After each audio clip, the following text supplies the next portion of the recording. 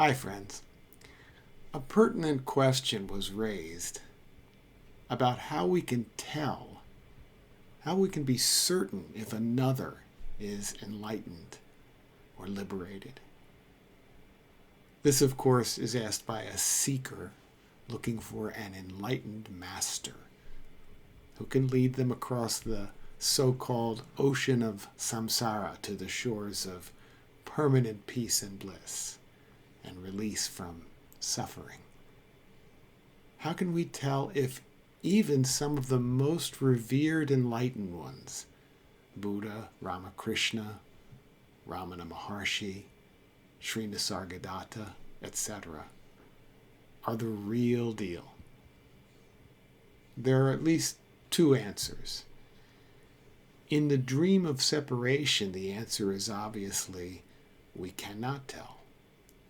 In the same way that one who has not directly experienced samadhi can know or describe how it feels.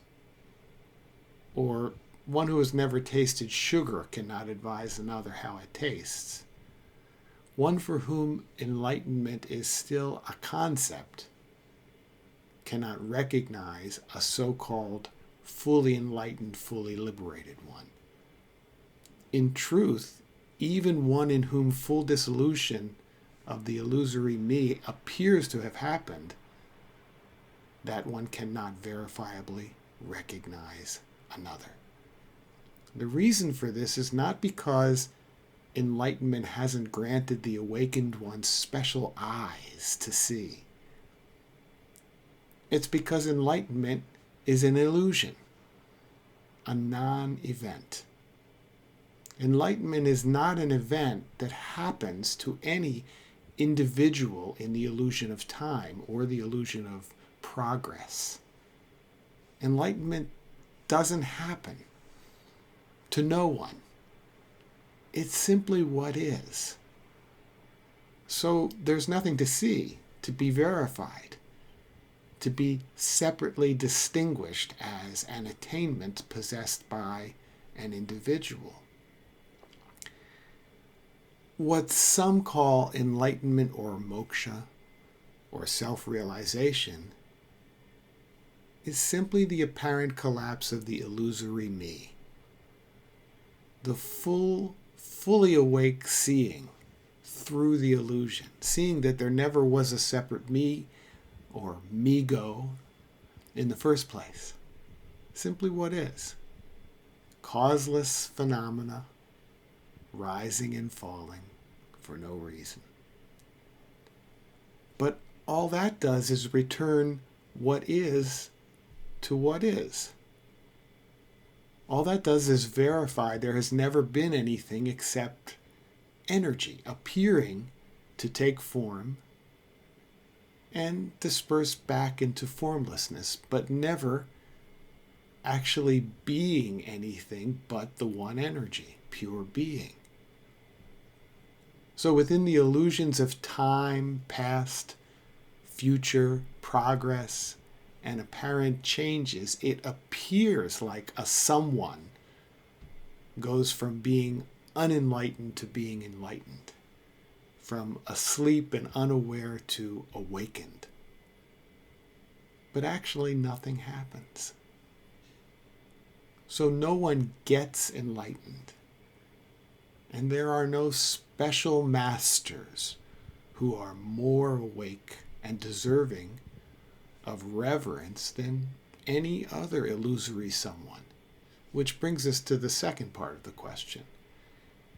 If there really isn't personal enlightenment or a personal achievement of oneness and non-duality, a dualistic contradiction if there ever was one, and so no one or nothing that could lead others to this non-existent enlightenment, should we even be looking for such a special being or be following them and treating them like our spiritual superheroes? Once again, at the level of absolute truth, out of the dream, the answer is no. In natural reality, we cannot find any such person or verify their supreme status. There is no such person and no such us to even do the looking, following, or revering of them. Within the dream, the illusory me's still like to find someone to guide them out of our desperation to reach enlightenment, which, when examined, is nothing more than our longing for a better life experience and an end to our suffering. No me really wants the full death that is enlightenment. But within the dream, we seek and hope to miraculously encounter that fully liberated one who can bring our seeking to its fruition. Another obvious oxymoron. The American folk singer Jackson Browne has a beautiful couplet from his song, For Every Man. Everybody's just waiting to hear from the one who can give them the answers and lead them back to that place in the warmth of the sun where sweet childhood still dances, who'll come along and hold out that strong but gentle father's hand.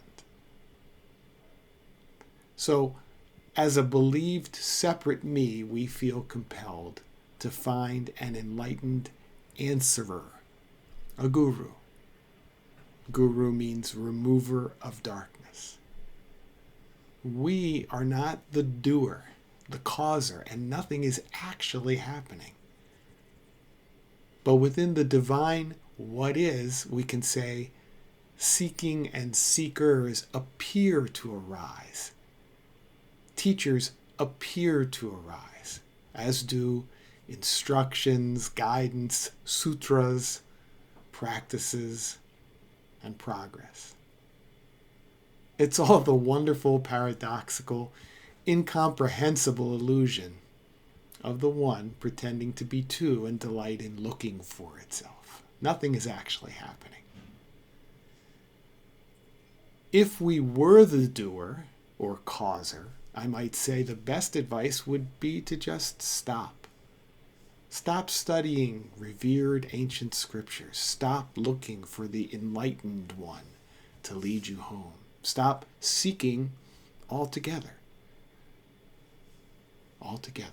That just perpetuates the me that would need to give up totally in order to reveal the truth behind the illusion. But we are not the doer, so hanging with other ones who seem to have a light in their eyes and know the answers may appear to arise anyway. In which case I would say the best we can do is to see what you experience when you are around such a one.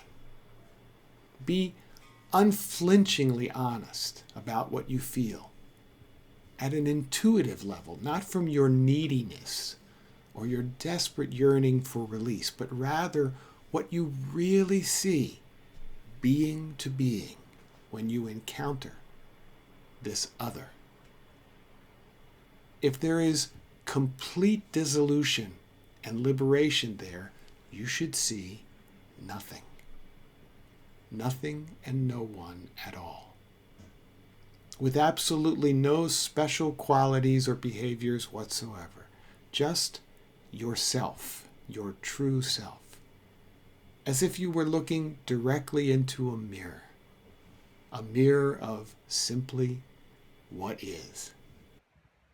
Anything else should be avoided as useless to you. I hope that helps, and let's talk again soon.